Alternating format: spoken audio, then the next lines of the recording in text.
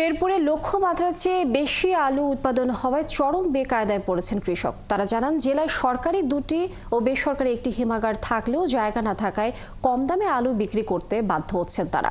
লোকসানের কারণে আগামী বছর আলু চাষে কমে যাওয়ায় এবং আলুর দাম বাড়ার আশঙ্কা করছেন তারা। শাকিল মুরাদের তথ্য ছবিতে প্রতিবেদন।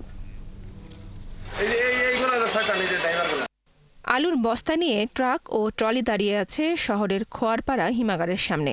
আগামী বছরের জন্য বীজ আলু হিমাগারে সংরক্ষণের আশায় কৃষকরা সরাচ্ছেন না গাড়িগুলো।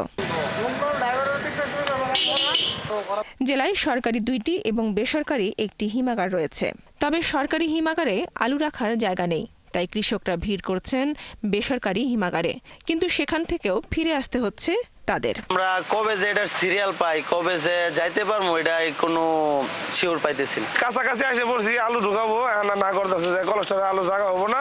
বীজ না রাখতে পারি, আমি সামনে বছর আবার আলু চাষ কিভাবে করবো, এটা আমাদের সমস্যা।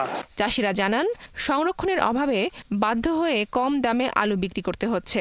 সংকট কাটাতে হিমাগার বাড়ানোর দাবি জানিয়েছেন তারা। খুবই অবস্থা গুরুচরণ, যারা আলু রাস্তাঘাটে পড়ে হয়েছে। আমাদের একটা দাবি, এই শেরপুর এলাকায় একটা কোলেস্টর হোক। এখন কেবল বীজ আলু সংরক্ষণের চেষ্টা চলছে বলে জানিয়েছে বেসরকারি হিমাগারের সুপারভাইজার। 8,000 মেট্রিক টন হয়ে গেছে, মজুত হয়ে গেছে। 2,000 মেট্রিক টনের মতো খালি আছে। এই পরিমাণ নিলে আমাদের স্টোর পরিপূর্ণ হয়ে যাবে। এবছর জেলায় লক্ষ্যমাত্রার চেয়ে বেশি আলু উৎপাদন হওয়ায় হিমাগারে চাপ বেড়েছে। কৃষকের লোকসান কমাতে কাজ চলছে বলে জানিয়েছে কৃষি বিভাগ। এছাড়া সনাতনী পদ্ধতিতে বীজ আলু সংরক্ষণের পরামর্শ দিচ্ছে বিএডিসি।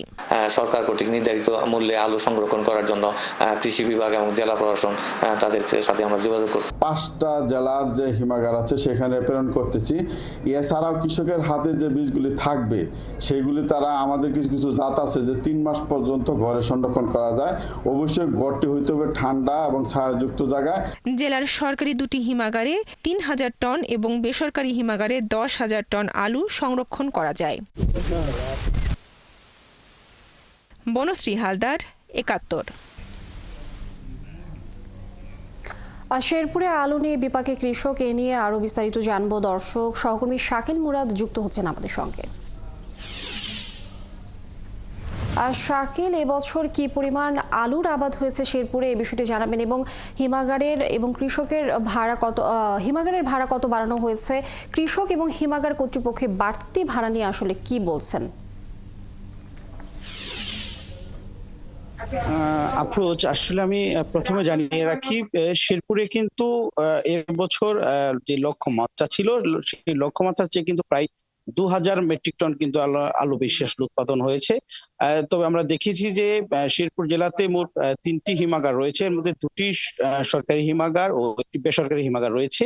আর সরকারি দুটি মিলিয়ে আসলে 3,000 মেট্রিক টন, এবং যে বেসরকারি হিমাগার রয়েছে সেটি কিন্তু আসলে 10,000 আসলে মেট্রিক টন আলু রাখা হচ্ছে। তবে কৃষকরা কিন্তু বলছেন যে বীজ আলু, তারা মূলত বীজ আলুগুলো আসলে এই হিমাগারে আসলে রাখতে পারছেন না। সরকারিতে বিএডিসি কর্মকর্তারা এবং বেসরকারিতে যারা রয়েছেন তারা কিন্তু এই যে হিমাগার গুলোতে যে বীজ আলু আগামী বছর যে লাগানোর যে আলুটি সেটি কিন্তু আসলে তারা হিমাগারে রাখতে পারছেন না। তবে এই বিষয়ে আমরা বিএডিসি এবং বেসরকারি যে হিমাগার কর্তৃপক্ষ রয়েছে তাদের সঙ্গে কথা বলেছি। তারা কিন্তু বলেছে যে বীজ আলু রাখার জন্য তারা সর্বোচ্চ চেষ্টা করছেন। আমরা একটু কথা বলতে চাই শেরপুর বিএডিসি যে নকলার যে দায়িত্বে আছেন উপপরিচালক। আসলে আপনার কাছে আমি জানতে চাচ্ছি যে এই শেরপুরে বীজ আলু রাখার জন্য আপনাদের আসলে কি কি করণীয় বা বীজ আলু কিভাবে রাখছেন? আসসালামু আলাইকুম, ধন্যবাদ আপনাকে। আমরা শেরপুরে 2টো সরকারি হিমাগার রয়েছে বিএডিসি। আমরা এখানে বীজ আলু চুক্তিবদ্ধ চাষীদের মাধ্যমে বীজ আলু উৎপাদন করে থাকি এবং সেই বীজ আলু সংরক্ষণ করে থাকি।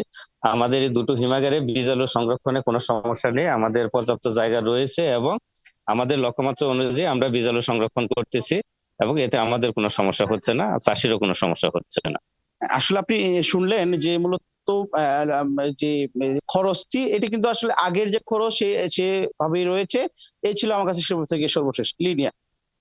শাকিল মুরাদ, অসংখ্য ধন্যবাদ। দর্শক, শেরপুরে আলু নিয়ে বিপাকে কৃষক, এ বিষয়ে বিস্তারিত আমরা জানছিলাম সহকর্মী শাকিল মুরাদের কাছ থেকে।